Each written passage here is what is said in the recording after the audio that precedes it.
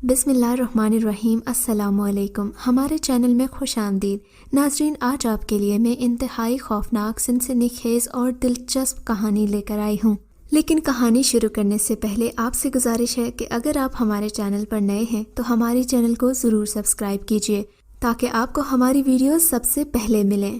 مغرب کا وقت تھا، میں اپنے کمرے میں پریشان بیٹھی تھی۔ پریشان ہوتی بھی کیوں نہ، اب میرے پاس کچھ نہ رہا تھا۔ ہم لوگ آج ہی اپنے پرانے محلے کو چھوڑ کر اس نئے گھر میں شفٹ ہوئے تھے۔ یہاں پریشانی کی بات یہ تھی کہ میرے سارے شاگرد جو مجھ سے قرآن پاک پڑھنے آیا کرتے تھے اب یہاں نہیں آ سکتے تھے۔ ہمارا یہ محلہ پرانے محلے سے تقریباً 10 کلومیٹر دور تھا۔ اماں اپنی کسی مجبوری کی وجہ سے یہاں شفٹ ہوئی تھیں۔ دراصل 6 مہینے پہلے میرے ابا کی وفات ہو گئی تھی۔ اس کے بعد میں اور اماں گھر میں اکیلے ہو گئے۔ تب ماموں نے کہا تھا کہ کچھ عرصہ رکو، پھر میں تم لوگوں کو اپنے محلے میں چھوٹا مکان لے دوں گا۔ تم لوگ بہتر ہے کہ کرائے کے مکان میں رہو اور اپنا گھر کرائے پر اٹھا دو تاکہ ایک گلی محلے میں رہتے ہوئے ہمیں ایک دوسرے کا سہارا رہے۔ اماں بھی بیوگی کی چادر اوڑھے دربدر نہیں ہونا چاہتی تھیں، اسی لیے اپنے بڑے بھائی کی بات مان لی اور ان کے محلے میں آ کر ہم رہنے لگے۔ یہ گھر کرائے کا تھا، مگر مسئلہ یہ نہیں تھا۔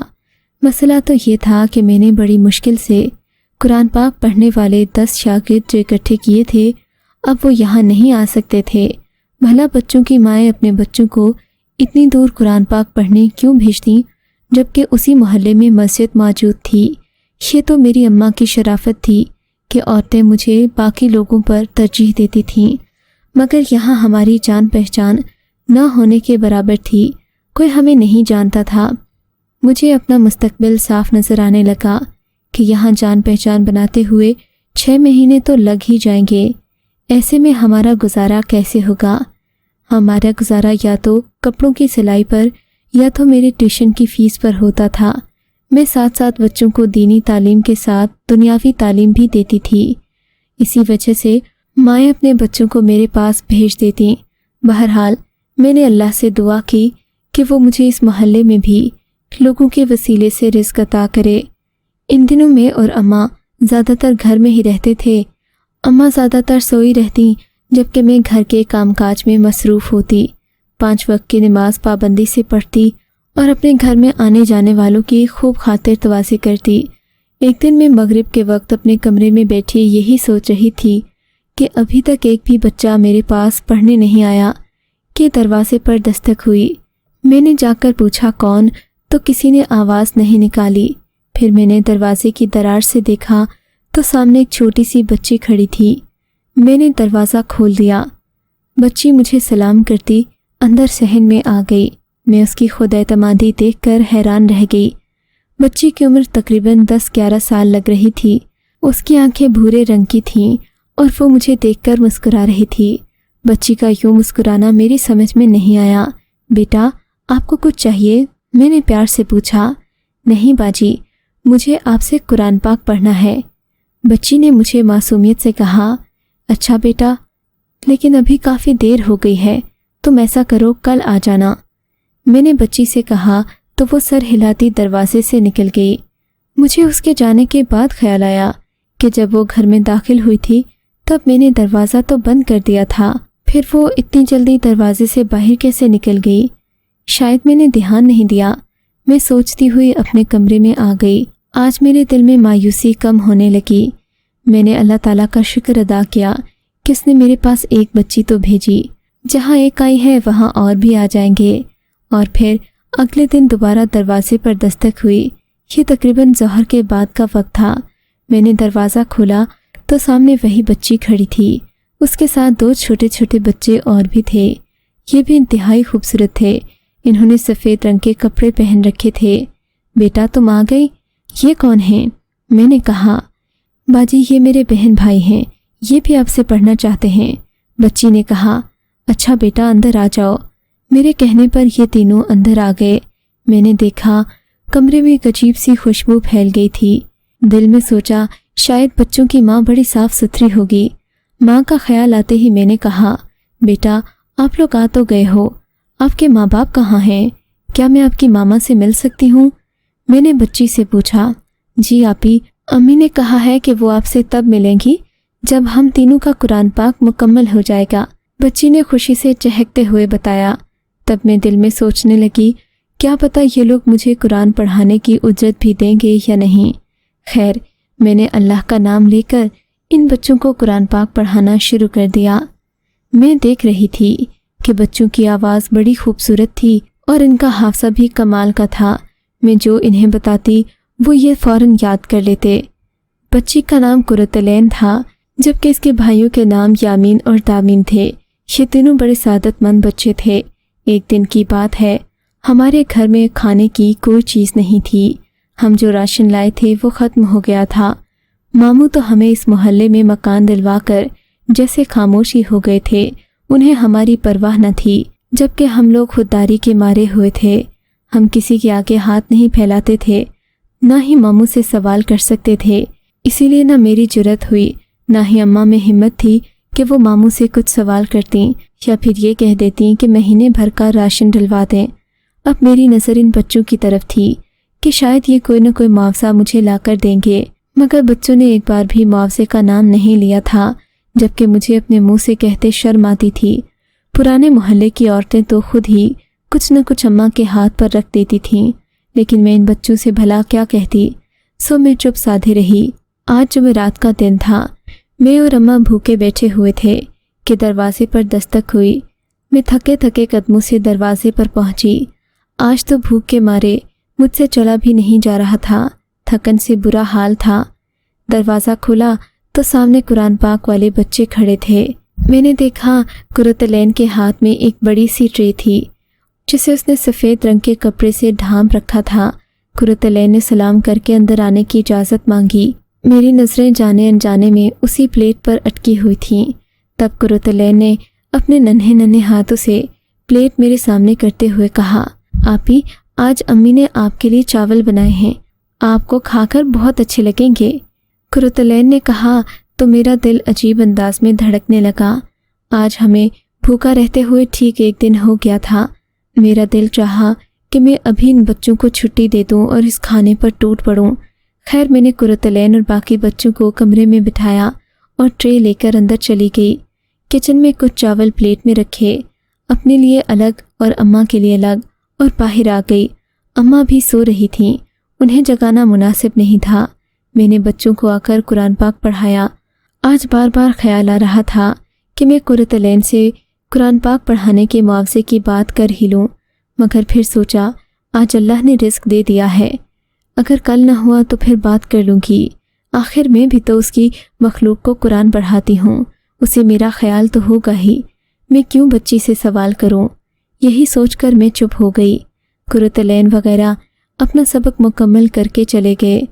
ان کے جاتے ہی میں نے دروازہ بند کیا اور کچن میں آ کر چاولوں والی پلیٹ دیکھی، اس میں سے عجیب سی خوشبو اٹھ رہی تھی۔ میں نے دیکھا اماں ابھی تک سو رہی تھیں۔ خیر، مجھ سے صبر نہ ہو رہا تھا، میں نے پلیٹ میں چاول نکالے اور کھانے لگی۔ منہ میں پہلا نوالا رکھتے ہی مجھے لگا جیسے میں نے دنیا کا سب سے لذیذ کھانا چکھ لیا ہو۔ چاول انتہائی ذائقے دار تھے، لیکن یہ کس میں پکے ہوئے تھے یہ میری سمجھ سے باہر تھا۔ ذائقہ ایسا کہ میں نے آج تک ایسے چاول اپنی پوری زندگی میں نہیں کھائے تھے۔ میں چاول کھا کر ہٹی تو اماں بھی جاگ گئیں۔ میں نے انہیں بھی چاول کھلائے تو وہ بھی خوش ہو گئیں، کہنے لگیں واقعی اس کھانے کا تو جواب نہیں ہے۔ لیکن اب پریشانی یہ تھی اگلے دن کا راشن کہاں سے لائیں گے۔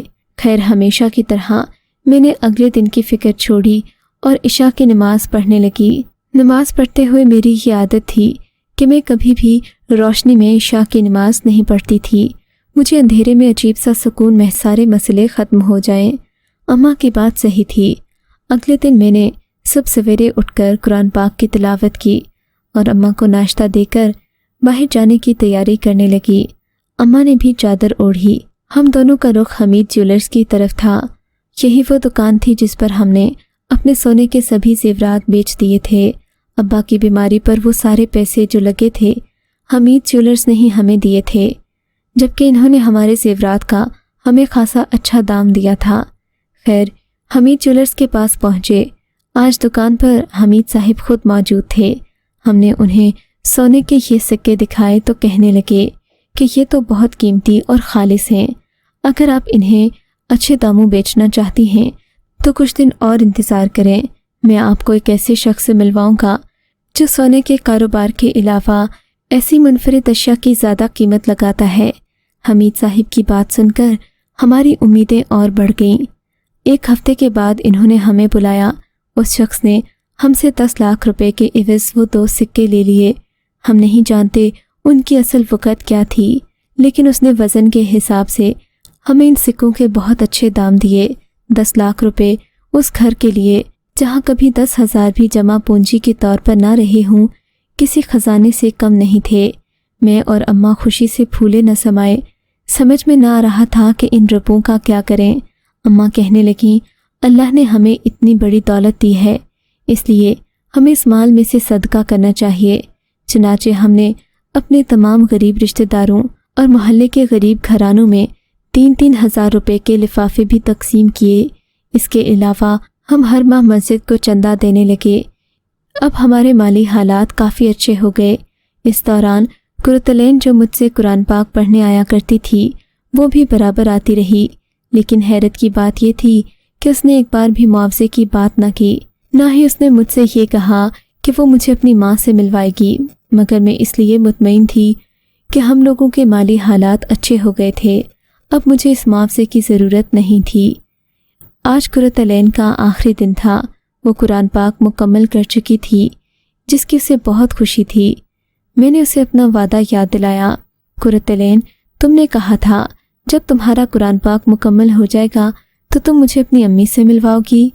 میں نے پوچھا، جی باجی، آج وہ آپ سے ضرور ملیں گی، لیکن مغرب کے بعد۔ کرتلین نے کہا تو میں چپ ہو گئی، شاید وہ مجھ سے نہیں ملنا چاہتی تھیں۔ میں نے سوچا، خیر تھوڑی دیر کے بعد میں نے کرتلین کو چھٹی دے دی۔ میں نے اسے کہا کہ کل تم ضرور آنا، تمہارے ختم القرآن کی خوشی میں تم لوگوں کی چھوٹی سی دعوت کروں گی۔ کرتلین چلی گئی۔ میں دروازہ بند کر کے اندر کمرے میں آئی، دیکھا تو اسی کمرے میں جہاں کچھ مہینے پہلے قرآن پاک پڑھتے ہوئے مجھے سنہری رنگ کی تھیلی ملی تھی، آج بھی ویسا ہی نور پھیلا ہوا ہے۔ میں نے جلدی سے کمرے کی بتی روشن کی تو دیکھا سامنے سنہرے رنگ کے کپڑوں میں ملبوس ایک خوبصورت خاتون کھڑی ہے، جس کا قد لمبا اور چہرہ چاند کی طرح روشن تھا۔ خاتون کو دیکھ کر مجھے عجیب سا احساس ہوا، ایک لمحے کو ڈر بھی لگا، لیکن اگلے ہی لمحے دل عقیدت سے بھر گیا۔ میں کرتلین کی ماں ہوں، عورت نے دھیمے سے لہجے میں کہا، میں آپ سے ملنے آئی ہوں۔ اس نے آگے بڑھ کر مجھے سینے سے لگا لیا۔ میرے تو سر پر حیرتوں کے پہاڑ ٹوٹ گئے۔ اس عورت کی خوشبو اس قدر مسحور کن تھی کہ آج تک ایسی خوشبو کسی باغ میں بھی نہیں سونگھی۔ میں نے اسے اپنے کمرے میں لا بٹھایا، کہنے لگی، آپ کا بہت شکریہ، آپ نے میرے بچوں کو قرآن مکمل کروایا، آج میری روح کو سکون آ گیا ہے۔ آپ نے میرے بچوں کے لیے جو کیا، خدا آپ کو اس کا اجر دے گا۔ اس عورت نے کہا اور باہر کی طرف دیکھنے لگی۔ اس کی نگاہوں کے تعاقب میں نے بھی کھڑکی سے باہر دیکھا، لیکن اگلے ہی لمحے میں نے اپنے پہلو میں دیکھا تو وہ عورت وہاں موجود نہیں تھی۔ آج تک میں یہ سوچتی ہوں کہ کرتلین کون تھی، اس کی ماں کون تھی، اور وہ سنہرے رنگ کی تھیلی، کیا وہ میری اجرت تھی یا پھر بچوں کو قرآن پاک پڑھانے پر اللہ کی طرف سے انعام تھا؟ اگر آپ کو یہ کہانی اچھی لگی ہے تو اس ویڈیو کو لائک کیجیے اور اس طرح کی مزید ویڈیوز دیکھنے کے لیے ہمارے چینل کو سبسکرائب کیجیے۔ اور ہاں، اگر آپ کی کسی دوست، رشتہ دار یا بہن کے ساتھ خدا نہ کرے ایسا کوئی واقعہ پیش آیا ہے تو ہمیں کامنٹ سیکشن میں اس کے بارے میں ضرور بتائیے۔